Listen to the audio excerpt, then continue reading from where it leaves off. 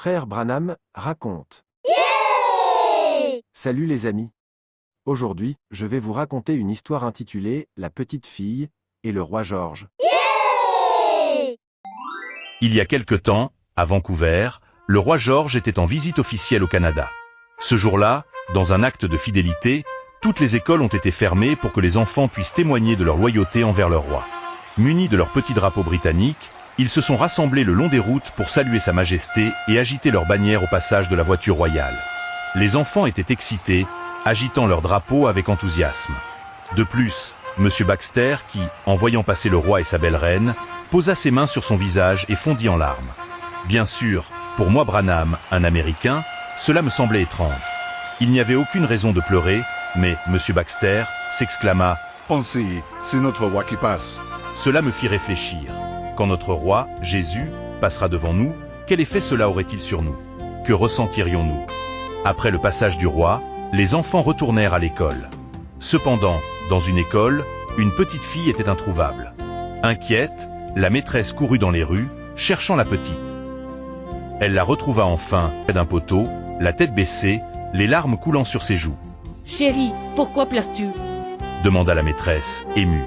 La petite répondit, le cœur lourd. « J'ai vu le roi. J'ai agité mon drapeau comme tout le monde, mais le roi ne m'a même pas vu. » Cependant, rien, absolument rien, n'échappe à l'attention de Jésus. Chaque geste, aussi insignifiant soit-il, chaque acte de foi, de fidélité ou de loyauté envers lui est vu, compris et apprécié. Il connaît les petites choses, les gestes que nous croyons insignifiants, et il en tiendra compte dans son jugement. Là où les hommes peuvent ne pas voir ou négliger les petites actions, Jésus, lui, voit tout. Il connaît le cœur de chaque personne et il connaît nos intentions profondes.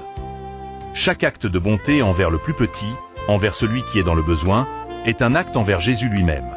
Quand vous aidez un pauvre, un malade, un orphelin, vous offrez votre service à Christ. Comme il le dit dans les évangiles, si vous donnez même un simple verre d'eau froide à l'un de ces petits, vous ne perdrez point votre récompense.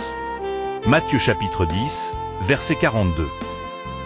Jésus nous invite à voir sa présence dans ceux qui souffrent, ceux qui sont marginalisés, ceux qui sont dans la détresse. Lorsqu'il nous dit « J'étais malade et vous ne m'avez pas visité. J'étais en prison et vous ne m'avez pas rendu visite.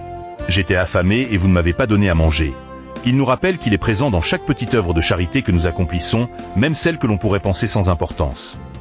Soyons donc reconnaissants envers notre précieux Seigneur Jésus, qui ne néglige aucun de nos gestes, même les plus simples, et qui, dans sa miséricorde infinie, nous offre sa grâce à travers chacune de nos actions. Jésus ne nous oublie pas. Il nous voit, même lorsque le monde nous ignore. Que Dieu vous bénisse.